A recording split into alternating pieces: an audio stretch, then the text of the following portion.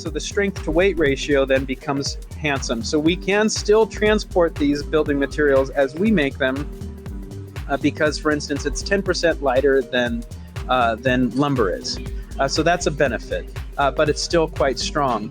And then, like you mentioned, there is a cost, an environmental cost to some of the other types of manufacturing techniques that can be employed. And so that's the fact that I can start with one single cell. Hey guys, it's Mandi with Global Hemp Association. I wanted to say thank you so much for joining. I'm excited about the opportunity to build a relationship and connect this supply chain. I mean, after all, that's why we started the association. Our association was built on the foundation of connecting supply chain, building relationships, and helping you grow your business. Anyone from farmers, manufacturers, and distributors, people that are passionate about the supply chain, and those creating products selling into biofuels, plastics, textiles, construction, and building materials. Welcome. Thank you for joining. You want to give us a quick intro, who you are, how you got here?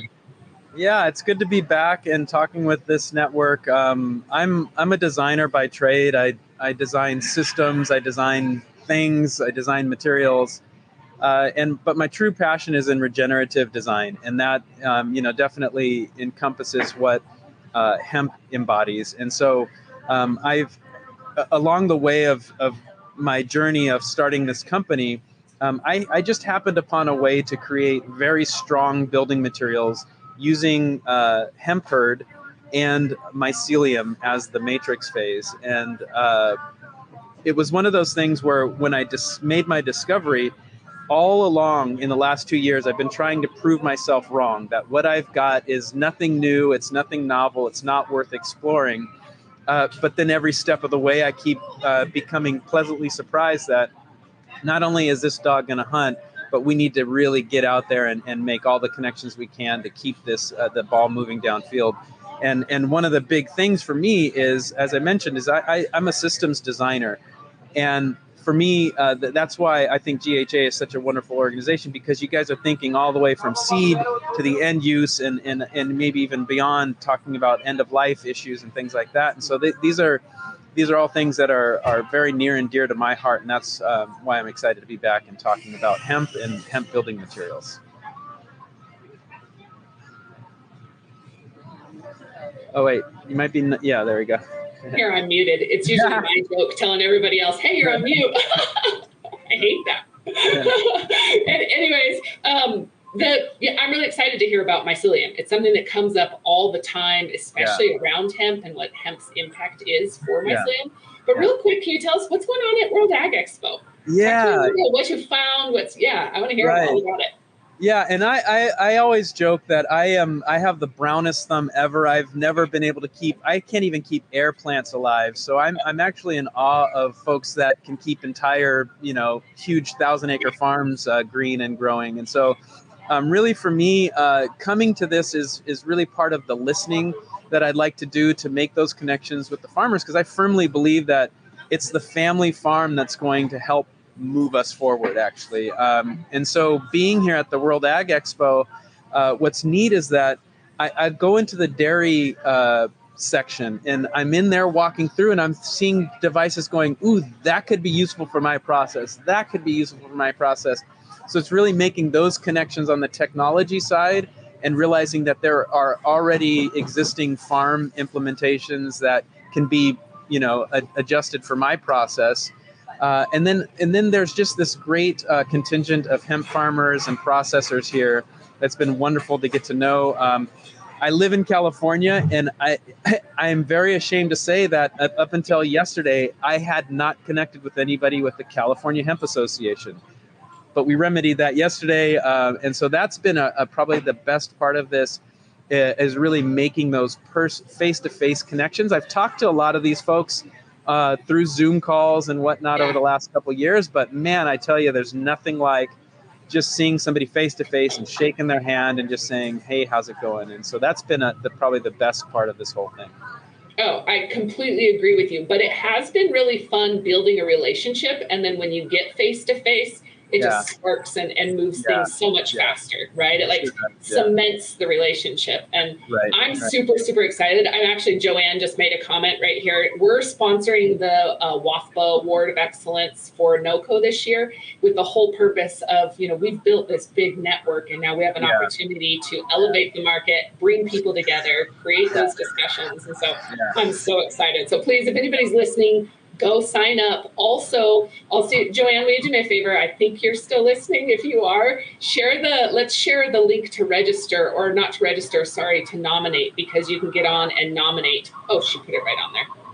See, okay, perfect. Well, awesome. So where would you say conversation is focused this year at the show? What's cool is that when I first made my discovery, one of the biggest things that I realized was that supply is the issue, and because the green rush had just kind of busted and fizzled out, and what is really neat is that the focus really is moving towards industrial hemp applications, and I think that one of the other things that's very interesting is as a group. As a community, people are realizing that the regulatory side of this needs to be fixed too. So that's great too, because I think that if we don't tackle some of these really insane issues that are crippling people in the hemp industry, especially in the industrial hemp industry, we're really not going to be able to make strides forward. So that's been another really interesting thing, is to talk to people that are understanding that this is a way. We might not agree on a lot of other things, but this we do agree on. Industrial hemp needs to have all of the shackles taken off of it, and let's move forward with some common sense. So industrial farming, industrial hemp, supporting the family farm, putting the farmers first, I think, is another thing. Which, I know that as a business person, if my supply chain isn't there, then what good is it? What good is my business? And so understanding and recognizing that part of this aspect has been a revelation too. And, my mom always said, if you don't toot your own horn, nobody's going to toot it for you. And that's the thing that I see farmers standing up and saying, do not forget about us in this whole process. You can't squeeze us, dry. In the corner. And think that you're going to get anywhere as a business. And so I love that, because that means that then I can come in and then fill my role and not say, I'm not looking to supplant. I want to partner. And I think that's the other really neat thing, is that it's really this talk of cross-disciplinary collaboration is the buzzwords too that I'm hearing, connecting farmers to processors to manufacturers. It's good. This is speaking my language. Yeah, exactly. And that's what we need, right? What does that supply chain look like? And how do we give more of the profit margin back to the farm? Yeah. And I think that putting that farmer at the forefront of this innovation, that the jet will not be flying in the air without the farmer, right? One of the things too that I hear is that one of the crippling aspects of the regulation is the talk about THC levels. And I spent 18 years doing healthcare research. And there's a saying that says you value what you measure. And for a long time in EMS research, we would track things like response times or IV start success rates. And when you focus on those things, sure, you might get a number that's interesting, but it's not going to be actionable information that actually helps patients. And it's an aside to say, though, I think that if we started to push what kind of data are important for the industry, THC levels are stupid when you're putting it in a roof panel. Who cares, So if we started discussing what I think are the most important things to measure, carbon atoms, once we start making that the focus, then first of all, there's an economic sensibility to it, there's a policy sensibility to it, and then we really are starting to move the ball down the field, because we're all singing from the same sheet from what is important, carbon atoms. Yes. Hemp is one of the most important biorefineries on the planet. It has an amazing ability to turn carbon dioxide into carbon atoms that can be sequestered deep underground in products. And so once we shift the focus away from that, say, I know you want us to measure THC, but how about this very important carbon atom, you know? And once we've moved away from that, I think we're going to start to see that the discussions become more focused on what actually is actionable and necessary.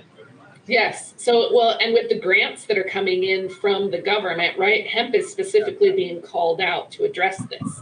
Yeah. So it's everything you're saying is exactly what I feel in my soul, whether I communicate it right or not. But that's you know why we did this, is to connect the supply chain and focus on the people and focus on the real value. You know, the X Prize, I think Elon Musk did a really good job by promoting the X Prize, and there were a number of applicants that were submitted focused only on hemp. And so shout out to Bruce and his team alone.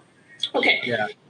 So I want to get into what you're doing, because like I said, I missed what you were talking about last time. You want to give a quick kind of overview for those that may have listened last time? Sure. What is it that's your hot spot right now, and what really fuels this? What's neat is that when you mention hemp, people get excited. When you mention mycelium, people get excited. And a lot of times people don't know why. It's a buzzword. Then you just mention them both together, and then all of a sudden people start getting giddy and super excited. You'd think that I'd have landed my first funder up to this point, but I haven't. There's a lot of excitement though. But what the technology that I'm working on is really focused on using any agricultural waste to create building materials. There are billions and billions of tons of this stuff that's being produced around the world every year. And if we could use, you know, one process as waste to turn into building materials, I think we're going to live in a better world.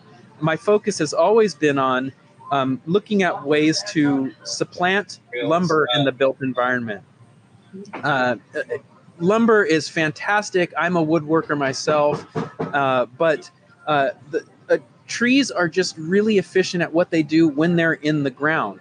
If you can grow the amount of building materials on an acre of farmland and leave that acre of forest alone to do what it does best, then I think we need to transition to that. So that's always been a focus of mine as a designer.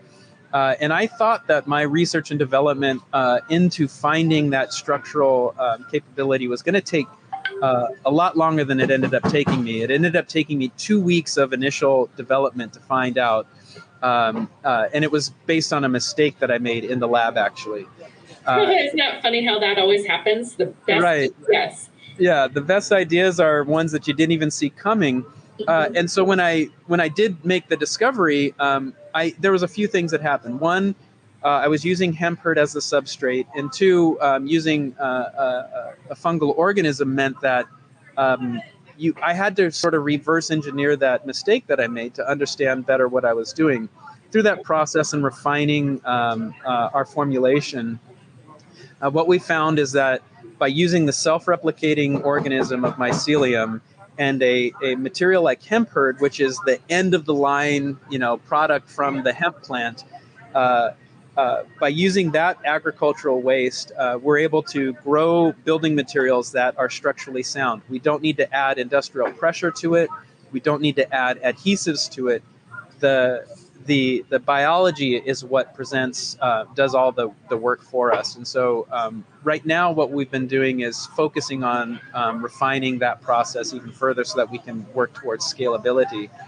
And, you know, like I mentioned, all along the way, I've been trying to prove myself wrong. And in the very beginning, a lot of folks discouraged me from focusing on hemp. And that was because of supply chain issues. But I was looking out at a building material takes about 5 years to bring to the market. Well, this was 2 years ago. And I'm thinking, well, if hemp is coming online, then it seems like we're all going to be coming into this freeway on-ramps from different sides of the freeway together. I'm going to continue to focus on this and just build really deep relationships within the ag community to make sure that when they start coming online with this capacity, that I'm coming online with my needs as well. So we're connecting that supply and demand. And so that's where I'm at is, you know, the focus also being on hemp's soil regeneration capabilities. That's where I every time I look at it, I go, well, heck, that's even better. So you mean we can grow this on a Superfund site and mitigate the heavy metals that are in the ground? Sweet, let's do that. So every time I turn around, I'm further convinced that hemp, first of all, is the ideal substrate. Next, that the need for farmers to have hyper-regional supply chains available to them. For processors, the same thing. If we're going to make these things commercially viable, they need to be hyper-regional. And so part of our business model has also been to make sure we're developing these building materials in a way that the technology is easily exportable. It's easily open source so that folks anywhere in the country, anywhere around the world can adopt the technology and co-locate the production right where the material is being grown and processed.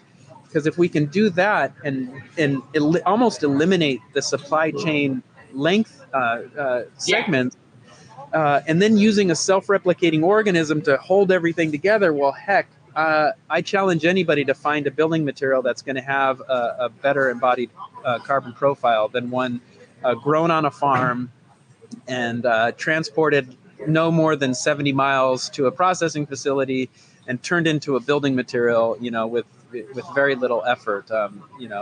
I'm always skeptical when people talk about these silver bullet ideas. And truth is, we have a ways to go to truly prove this out. But we are in a situation where, we keep setting our go, no go milestones, and we just keep blowing past them every time we reach them. And so I'm excited to keep moving forward. One of our biggest risks has always been supply chain.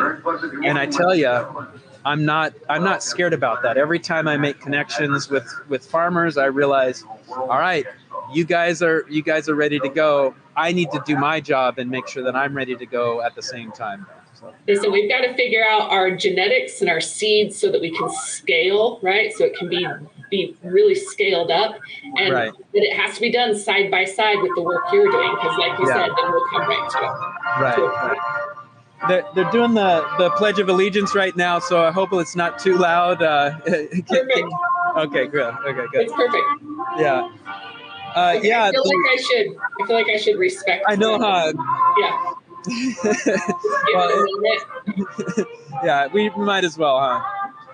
Yeah. Live. We gotta go live. I love it. It's great, and it doesn't bother me at all. Fantastic. But I do feel like I'm in a stadium and I need to be quiet. Right.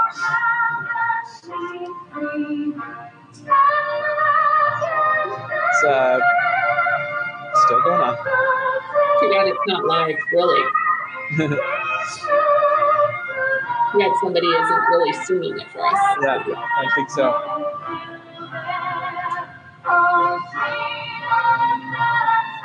I love it.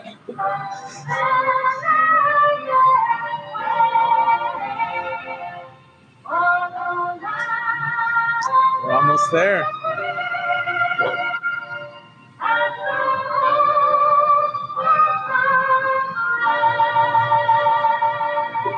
Awesome. Perfect. Okay, I love it.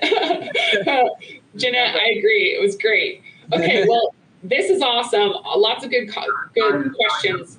Hey, Dave, I was just chatting about you this morning, saying that I have major envy about you guys all being there. So I hope it's going good. That's great. Okay, so questions. Can you break down just really quick basic mycelium benefits? What are you finding? Like, what is this new buzzword? What does it mean? Sure. Yeah, well, there are a lot of really neat building materials that can be made from really any types of lignocellulosic fibers. And we've talked about, I don't think anybody on this call needs to be sold on the benefits, right? But so if we took that hemp hurd being one of the more beneficial ones, people can compress these materials down and they can add adhesives to it and they can make really strong building materials. But for me, really what it comes down to is at a certain point, adhesives, industrial pressure, these things are great and they're good for transitions, but better than bad is not necessarily good. And to me, what's very interesting about the fungal organism is that given the right set of conditions, it is just going to do all of these things that we ask for polymer adhesives to do, and it does it on a molecular level, on the micro level, all on its own. We just have to feed it and provide it the right atmosphere. And the fact that you can have an organism that binds a material together just as good as an adhesive can. Now, I say just as good, and there are situations where our material is not, like I said, a compressed material. It does not have infused adhesives. So its strength profile is going to be different from a material that does have, using like 2,000 pounds of pressure, for instance, and some adhesive products. But at what cost, I guess? I go back to like the environmental impact. Exactly. Yeah. And so we're able to use, so the strength to weight ratio then becomes handsome. So we can still transport these building materials as we make them, because, for instance, it's 10% lighter than lumber is. So that's a benefit, but it's still quite strong. And then, like you mentioned, there is a cost, an environmental cost to some of the other types of manufacturing techniques that can be employed. And so that's the fact that I can start with one single cell from a fungal organism, and then in a few weeks I can have enough of that material to then create thousands of board feet of building material. It's just kind of proves to us that nature has the answers. We just have to pay attention enough to understand how to utilize that.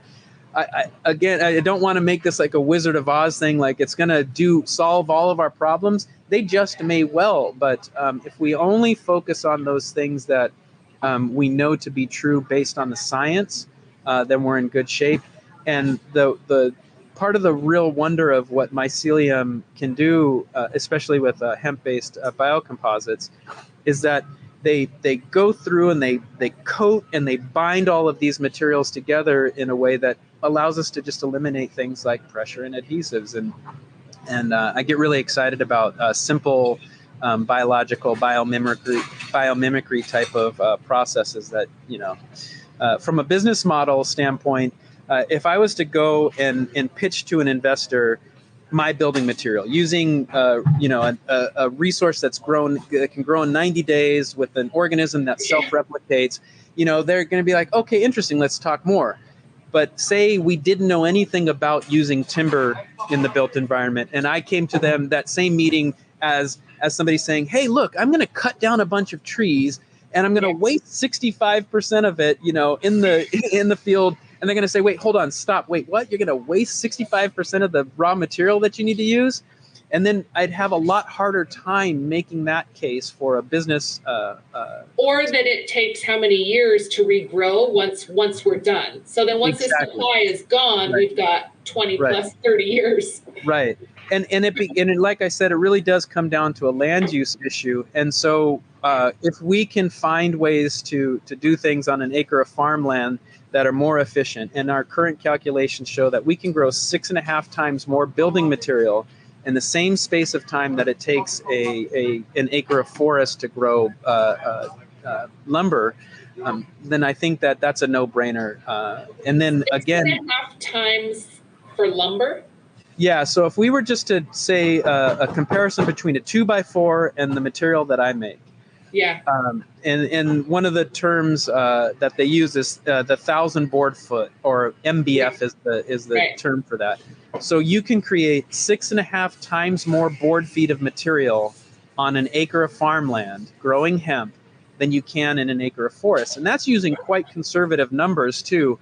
I'm using somewhat old data on the average size of a family farm being 230 acres. Actually, the most current data that we have shows that the average family farm size actually increased to about 400 or so acres.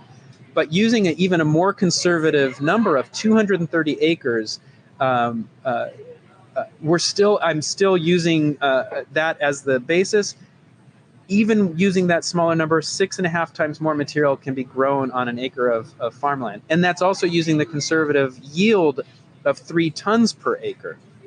which I'm talking to farmers who are saying, actually, I'm edging up on 5 tons of hurd per acre right now. So using conservative numbers, I'm still able to see that it's a far more efficient use of land. And with every efficiency that we can find in the ag community, we can even increase that even more. Right. And then that means money. That's money for the farmer. Yeah. And not just the farm, the entire supply chain. Like our building industry suffered terribly with the cost of lumber and supply chains. And even after, you see wood prices go back down, our builders are only getting 2/3 of their order, and they've been capped because there just isn't lumber out there for them. Right. And so, those numbers are impactful. And when we talk about when somebody says, well, what's the cost dollar for dollar? What's it going to cost me? We need the calculations, or I guess I'd like to dive in and understand more, what is that cost savings when upfront it may be a little more, in 2-3 years, it's half the price or a quarter of the price, or what is that? Yeah. And right now our calculations are showing that it's about an equal cost comparison to the cost of bringing lumber to the market. And that is also using sort of the lower dips of where the lumber market is right now. And that's my calculation is, and I think a lot of forecasters would say, lumber is never going to go back to the pre-pandemic levels of 30 cents a board foot. It's probably going to stay in that 60, 70 cents a board foot range. And that means that now we're talking cost competitiveness. But I think that where the value is in the building materials marketplace is having a supply chain that can grow this material in 90 days, even if you have a bad year. Yeah. Because we're able to stockpile and we can have a better sense of forecasting for the supply chain, you can plan for it better. And that means that the effect has just a stabilizing effect in the marketplace. So my gut tells me there's probably an appetite to spend a little bit more for that stability. Mm-hmm. Yeah. Well, and again, that was brought to the surface, and our pain points were put right on that supply chain during this pandemic. And as hard as it's been for people, it opened our industry up. Yeah. It created opportunity for us to say, listen, we have a solution and a real solution that we've got data on. And it's pretty exciting. So since your last interview, what are some of the big things? I know you've had a number of meetings that came up, but what are some of the big things that have come up that have piqued interest, in the listeners and in others within the industry? Yeah. Well, first of all, it is a testament to the power of the network within GHA. As I did that last interview a few weeks ago, and since then I've had about 10 meetings. It might have actually be a few more. And then about 60 or 70% of those meetings were, meetings where it's like, let's keep talking. This is interesting. And what I feel is the most meaningful impact from this type of networking is people are realizing, ooh, you're doing this part of it? Yeah, well, I'm doing this part of it. Let's not say, give me enough so I can steal your ideas. People are saying, let's work together, and we are going to be much more valuable working together as a whole instead of trying to piecemeal together this. So I think it's the heartening aspect of people being very keenly focused on this community building and this multidisciplinary mindset. Well, we've got to do it together, right? It's got to be something that we can build collectively. I go through this all the time, right? If I have 4 or 5 processors that want to get involved, there's oftentimes this fear that if I come into the group and share what I'm doing or talk, then someone's going to take it and I'm not going to be first. And more often what I actually see is larger agreements coming to the table because of the collaboration. Right. And I think that's what you are saying or hearing in even World Ag Expo is this need to really come together and support each other. And really, in order to secure these supply chains and make change, we've got to be able to say, it's okay if my farm goes down this year because Josh has got my back and he's going to be able to mitigate some of the risk if we're collectively building this. Right. And one of the other things that I'm realizing is that California being, a huge agricultural hub, we have no hemp processing facilities to speak of in the state. And so I would love nothing more to be able to get hemp from a farmer down in San Diego. But if we can't get it processed, what good does it do anybody? And so I think that's the thing, is when you're talking hyper regional, it's meaning when you're spreading it out over that kind of mindset, there's enough for everyone to go around. If we want to hoard the technology and centralize all of the production, we're not going to have the same kind of reach. And I think that's a very short-sighted, very limiting economic model to say. It's going to end up being that someone's going to sneak up right behind them. Yeah. I mean, the industry is working collectively together for the most part. And if it's not all together, there are these pods, like you said, regionally, this focus of really needing regional supply chain for existing needs, right? As we scale, what does that look like? And I think it is bigger. And so where do you see your near future? Where do you see the real big opportunities with your technology, and what is it you need to bridge that gap?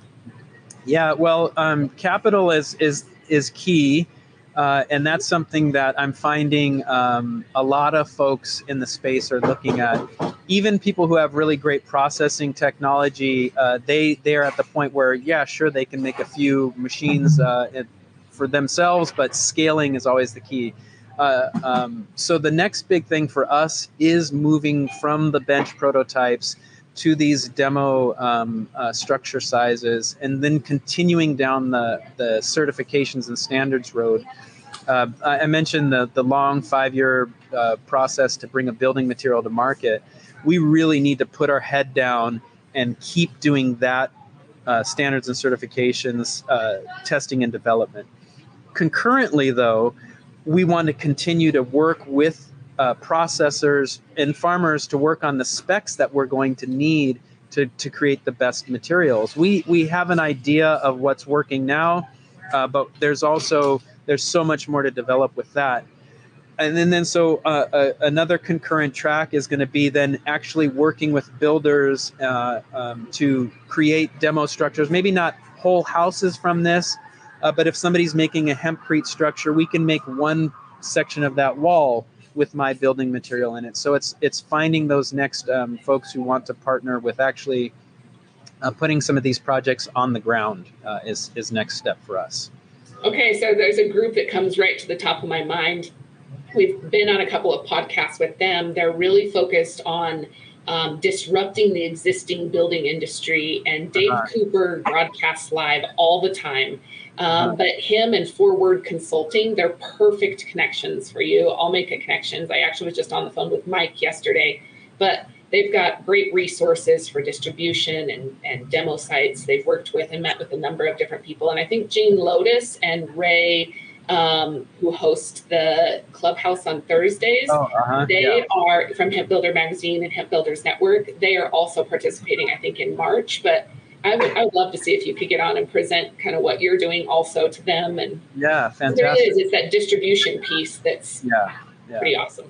Yeah, certainly. Yeah. And I think too, when it comes to that kind of networking as well, we'll be able to make these products become ubiquitous when we have shown that we already made all of this network. Because one of the big questions is the supply chain there? Somebody was telling me a story last night that very large corporations will have no problem throwing $20 million at an R&D project, and then kind of forgetting about, but at the end of the day, do we have the supply chain? Oh, we don't.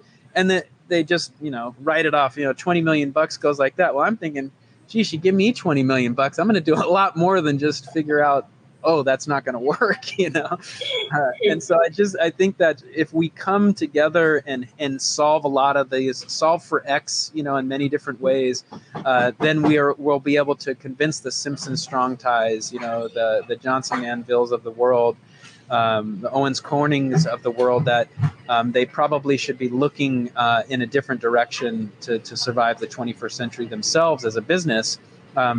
If they see us coming together as a united front with solutions, I think we become more of a lucrative opportunity for these very large players to then help support that. Because ubiquity is going to come, I think, from partnering also with large industry as well. I want to be agnostic. My heart lies in supporting small, local, hyper local, very regional based things, but there's also that something to be said for also embracing the economies of scale that can come from larger industry. Yeah. So, yeah, wanting to make sure that I think that the network would be better served if we share in those kinds of access to those kinds of resources as well. Yes, everything I hear you say, again, it just goes back to like we're on the right path when it comes to putting this stuff together. And that includes gathering the existing data. I was going to ask you, what kind of data has been done or peer-reviewed data is available that we can, present as we make these claims for the mycelium and the hemp. And from what I understand, the mycelium structure, because of the root structure of hemp, is extremely powerful also. Is that? Yeah. And that kind of goes to where a universal benefit that fungal organisms have in general. And so when we talk about that, what you're talking about are Muscular mycorrhizal fungi, and those are fungi that have partnered. Most plant life on the planet have a relationship with the fungus at the root level, and the fungus provides minerals that the tree needs, and the tree or plant provides the cellulose that the fungus needs, and it's a really beautiful interaction that happens in the soil. They don't. The interaction happens at somewhat of a distance. There's like a call and a response that happens on the molecular level that's quite beautiful. And what is quite interesting and where AMF and hemp have a really great relationship is that fungi can break down heavy metals. It could break down really terrible byproducts of our anthropogenic waste. And it can break it down into constituent parts that can then be uptaken into a plant like hemp. Where we are lacking data are what is the content of those heavy metals in the hemp hurd. So is that something then that we have to make sure we're not putting into food products or textiles, and should it be only used for building materials? Or does the AMF break it down enough? And then, so if we bookend it, we use the AMF to break down the heavy metals in the soil. Those minerals are taken up into the plant. Does the fungal interaction later on in my process or in a similar process further break down those heavy metals? These data we do not know. So, but the data that we do know are that we have some good data on what an acre of hemp hurd or hemp in general can draw down in CO2. However, we have such a variety of types, for oil, for food, for fiber, for what are we growing? So we're at we're just now looking out. I was joking with somebody yesterday. If this was the movies, we're in the silent movie era right now of this technology. We had this 100-year hiatus in development. And so we're still making talkies, right? Or we're looking towards the talkies. We're just still putting up these little things that say, "I'm making stuff with hemp," and they're moving real fast and doing really silly things. And then the wind comes and knocks it all down because it still doesn't even let you talk about it, really. Yeah, exactly. And so when it comes to data, there are scattered portions of everything that show us this, the soil scientists, the forest ecologists, the material scientists who have looked at the properties of hemp hurd alone, the properties of mycelium alone, the properties of hemp hurd and mycelium together. But we're talking a couple dozen papers as opposed to the hundreds of papers that exist for you name any other technological, if it's a database application or something like that. There are hundreds of papers written every year on those kinds of technologies, where we haven't even begun to scratch the surface with this, which I get really excited about, because that means there's so much then to explore and study. I'm a researcher at heart, and so when I think about that, I just think, man, we can actually support also academia in a way to show, hey, guess what? We're going to bring in a farmer who's going to teach your guys a thing or two about what's possible with material science, for instance, or engineering, structural engineering, and in so doing, what I think we're going to have is we're going to have a situation where in 10 years you're going to have kids in junior high school thinking, I'm going to college to study hemp-based building materials. Right now nobody's thinking like that. But I think if we play our cards right, we have a golden opportunity right now. Like you mentioned, the pandemic, terrible. Many people dying is a terrible thing. But what it's also done for humanity is shown us what are these global supply chains, what the impact is of them. And so it's shown us a lot of things. Yeah, let's focus in. And it's also showed me that if we focus in on looking at viable solutions that deal with biology, we can also develop within humanity this mindset that, all right, better living through chemistry. Let's kind of put that off to the side. There's still a need for that kind of science, but let's embrace this biological material science as well. And so, yeah, I think that through that it's we're going to our younger generations are calling for, right? They want to know that it's ethically sourced and what is its impact on the planet. And the more they understand the value to hemp, and it's funny when I first got into this and I would say hemp, people did not correspond or link the carbon opportunity around hemp at all. And now we're starting to get it. But even then, when I was up at Capitol Hill talking to some of the executives, I mean, there was one gentleman that we went to lunch with that was like, wait, what? Yeah. Right. Yeah, and I think that's where, as an industry, I think we're really right at the crossroads of needing to have really verifiable, very strong data that shows. Let's not just say a blanket, it draws down this much. No. We're tying it, that variety in this region for this length of growth gives us this amount of sequestered carbon. So those are forthcoming, and I'm looking to partner with folks who are interested in doing those kinds of research projects, because I think they're interesting in and of themselves, but when you can tie it to an end use like building materials, plastics, any of these industrial applications, that's where I think the research becomes, hard science is very necessary, but hard applicable science is even more necessary. And they're different.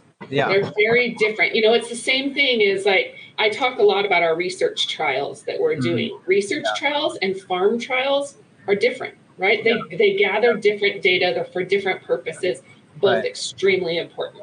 Yeah.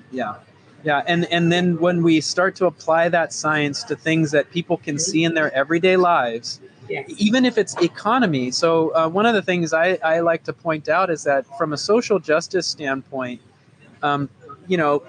poor people, people of color are always the ones that get squeezed in a lot of aspects. When the price of lumber shoots through the roof, well, guess what happens? It's the people without means that become the worse off for it. And what's a perfect opportunity that we have right now is to actually, let's get rid of that. Let's democratize the whole model. Let's make sure that economic benefit stays in the community that generates that economic opportunity.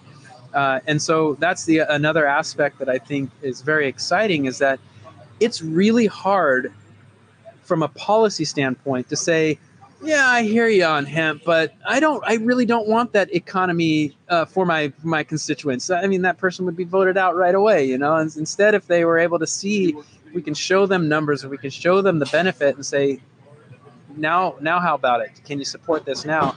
I think once we start to show these disparate data sets and then can show the economic, the applicable benefit to that, I think from a policy standpoint, we're going to also get that movement forward that we need. Okay, well, I just made a note because you have got my mind going. I've been brewing this project. I live in Utah. It's a rural community. It's perfect location. And I've got this friend in Utah that he started, I don't know, we've been friends for a couple of years, but he's really, really involved in the mycelium and fungi, and is now in his doctorate program at one of the local universities. And yeah, I just now was like, oh my gosh, he's a perfect person to loop into some of this and see what we can get going. And I'm very much, my wheels are turning to connect dots. So fantastic. Yeah, I'm into that. I'm here for it. I'm excited. So how can people support, if who fits into that box of the perfect connection for you, and how do people get involved to support you? Yeah, well, we're, like I mentioned, we're struggling to land that first seed funding deal that we're looking for. So if people know investors who invest in this space, or then that's great. Grants out, Josh. Yeah. There are astronomical amount right now, right? If we can get our hands on some. Yeah, and that's the thing too. Is so are there folks out there that kind of like maybe alone I don't qualify for a grant, but partnered with somebody we might together be able to qualify for a grant? That's great. Another thing is go to our website, structuralmycelium.co, and we have a newsletter that we put out. And people that are signed up for a newsletter, there's a certain point where I'm actually willing to say, let's do an end run around the investor class. And there is a way to raise money through crowdfunding that in a way I'm kind of thinking, I think it'd be easier to convince the people. I can find 5,000 people willing to give me, $100 than it might be easier to find one VC to give me $50,000. So I'm thinking that that's another thing that we might pull the trigger on as a crowdfunding campaign. So signing up through our newsletter is a big thing for that. If people know folks who are in the building materials industry and they're looking to find regenerative building material resources for their own processes, give us a call, because we're in the mode right now of looking for manufacturing partners who are looking to perhaps gamble a little bit on an R&D project with us, knowing how early we are, but designing, co-developing some building materials with folks. So those kinds of networking contacts are always very welcome. Okay, well, you've got my blood boiling. Like, I'm so excited. I just sent Tyler a message, actually. So I was like, I've got somebody that's awesome contact for you. 21st century in full effect. Yeah. I wish that I would have given, hey, Robert, thank you so much for this. Mandy, you're the best dot connector I know. Yeah, awesome. I love it. And it's funny. People always say, well, how are you getting paid on it? It is really a passion of mine that this association and our organization be for industry, and so it's a passion I have, and it's something that I work on, and it's awesome. I think that's it's something that I'm finding is key. I have the same heart. I don't want to be right, and I don't want to be rich. I just want to make sure that the solutions that we come up with are benefiting the most people and in the most meaningful ways. So and doing what's right.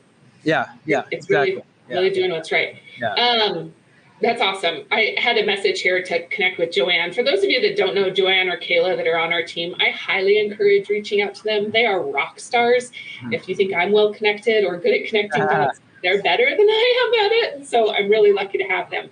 So on any aspect, and it's been really cool because we have completely different circles that we run around with in networks. And so there have been multiple times we've been on calls and I've said something and I'm like, I don't know them. And Kayla's like, oh, I do. I talk to them all the time. And so it opens a lot of doors.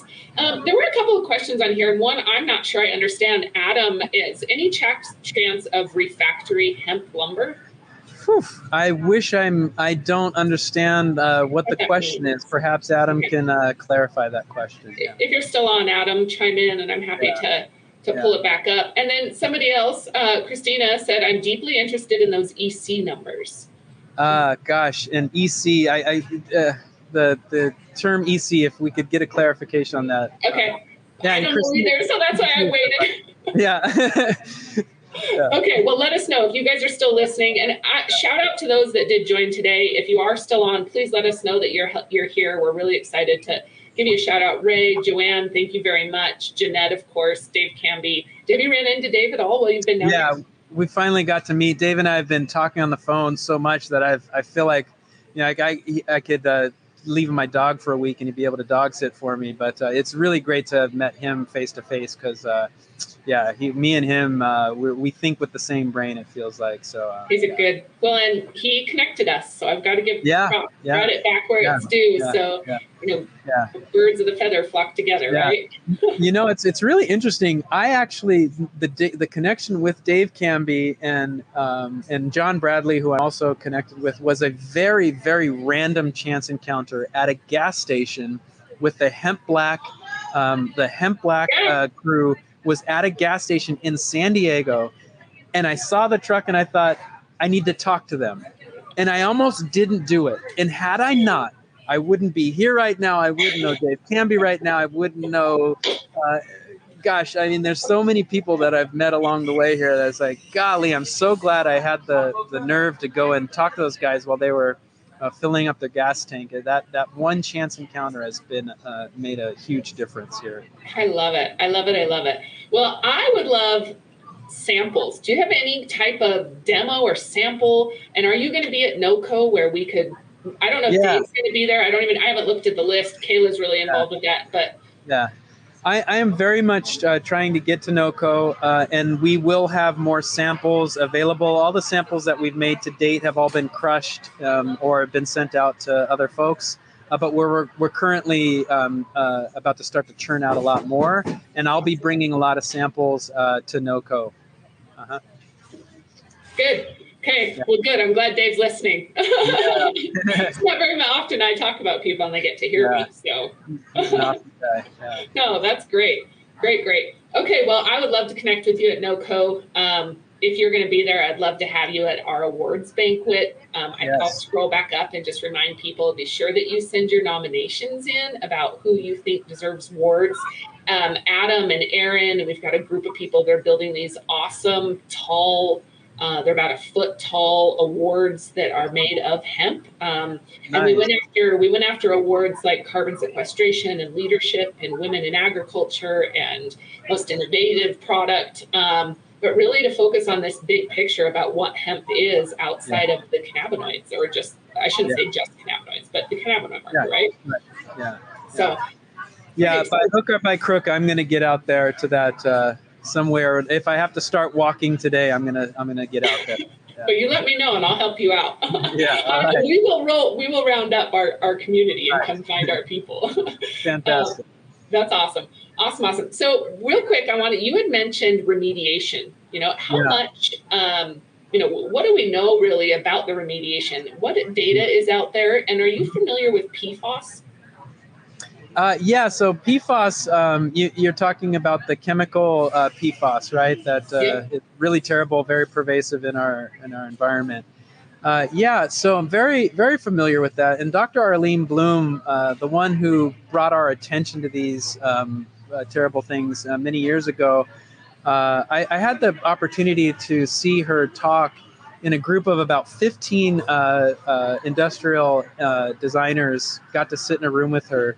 And what was really interesting about that is that the more you learn, the more you realize that, sure, you can shine a light on these dangerous chemicals and you can say, we got to stop using that chemical. Well, then they can go back in the lab and just change a little connection there, and they can change the chemical somewhat. And then what she calls these regrettable substitutions, where you might have knocked down this one, but it's like this whack-a-mole. It just kind of comes back. And they come back worse. And they come back worse. Change one thing, one compound or one chemical, the way it bonds or. Right. And so that's where, and I mentioned the better living through chemistry being, that was a fallacy that we were sold that, okay, don't worry about it. We're going to figure out how to take care of this later on. Well, I think what we're finding now is that, first of all, fungi have the ability to bioremediate. We talked earlier about the bioremediation qualities that hemp can have on heavy metal Superfund sites.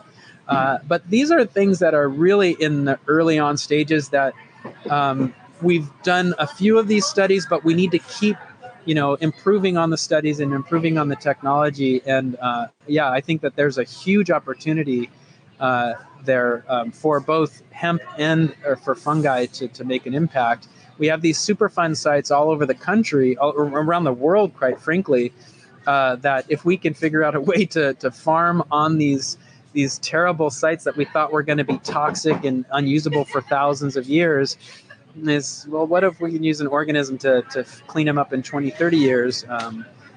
these are things that I think are very well worth studying and creating businesses and technologies surrounding these alone. Yeah. Well, what is it that they say? Mr. Fink said that the next 1,000 or million unicorns will all be in climate tech and in this specific topic, right? And so I just, everything you're saying, I was saying earlier that it only takes me 1 hour or one day to have one good month here in this industry, because I hear conversations like this and we're on the right path. And I'm dead serious about getting something together, doing something with you. And I'm also very, very serious. For those that don't know, and I don't know if you know this, Josh, but we're giving away, or we've created an opportunity for people to raffle and potentially win a tiny home at NOCO. Yes. So I would love to maybe next year see, I want 100% tiny home, and I want to be able to do this every single event and pull people together just like you, where we can demonstrate what products are out there that are natural and wouldn't that be great for next year's giveaway? It's hemp from floor to ceiling, mycelium from floor to ceiling. It's like a truly regenerative tiny home. One of the things about, I love the tiny home movement, but boy, oh boy, sometimes those things are just toxic messes at the end of the day. And so there's always improvements to be made with those. And that'd be great. Well, and I wish I could give away a full-size home. Maybe we can eventually, but right now we're focused on what's fun and what a great idea. And there's so many people that can do something with a tiny home where a portion or a piece of another home may not be. So if you had the perfect connection, right, or perfect industry that we were able to open up, what would that look like? Where does GHA really help to open doors for you moving forward? Well, I think it really is looking for those large players in the marketplace. I mentioned like Simpson Strong Tie, Owens Corning. These are companies that are already ubiquitous throughout the building materials industry. And so finding ways to bridge those gaps between technologies like mine and others with big industry like that, just so that they can become aware. A lot of the times we just assume everybody's on the same bandwagon, but I'm on calls with people all the time. It's like, man, I had no idea. So I think that's an important thing, is to continue that sort of advocacy. And I got to tell you, especially after the mixer that I was at last night, I really think this focus on policy and legislation really is key. Without changes to policy, it's just going to be banging our heads up against the wall for the next 15 years instead of making real change. Well, and this goes back to that data. Collecting the data, being able to really separate the fiber and grain from the cannabinoid markets, so that we understand what is that testing requirement. And I know that there's, I know Courtney Moran and Marnie Coit, and yesterday we interviewed Morgan Tweet from IND Hemp, and she's involved in a big group putting policy and language together, the roundtable. And so again, I think coming together with what is that unified voice, so we're not submitting 15 languages and then they say, forget it, we're going to go back to what we know. And so so that is right. In that consortium model of saying, let's get all together, let's build a common vernacular. Let's agree on what is important to measure, and then let's start measuring it. Let's make sure we're also putting money towards the folks that do these types of studies. And I think those types of studies are best done when they're public-private partnerships, where academia and industry get together to focus these data together. And so, from a policy standpoint, we have to be unifying what we're doing. And I think that there's probably an opportunity to have, to start to segment at this point now and say, let's get the engineers, the end designers in a room and say, what is the spec you're looking for? And then the processors have to do their thing and the farmers have to do their thing. And then let's have the larger symposia where we start to say, here's what we can, here's our list, here's our list, here's our list. And let's then let all of these things trickle up to the top. And reassuring we can do this without sharing IP. It doesn't mean we come to the table and spew all of our secrets or what's making us successful or who our customers are or our end buyers. This is what worked for you that didn't work and what didn't work, and when did you hire in-house versus outsource, and what does transportation look like, and which company treated you the best or has the best rates, or and those are the things that become powerful that only our competitors or people in that specific vertical deal with. They're different problems, different times. It requires, I think too, when we really did, and from my standpoint, really wrapping our heads around counting carbon is a really big thing, and it's something that I think that we should be getting together this year. Maybe at NOCO we should have let's pull some folks aside fantastic. And let's dive into this. The X Prize group, Bruce's drawdown group, calculated and completed LCAs, and I may misspeak about some of this, so don't quote me, but they studied the carbon footprint from seed to cradle on 18 or 20 different products, and then selected which of those products create the biggest impact on our environment. So next month, the first Tuesday, I was just looking it up to see if I could find when the discussion is. Let me look really fast and I'll share it with you. So on Tuesday the 1st, March 1st at 1 p.m. Mountain Time, Bruce and his team are going to present their findings.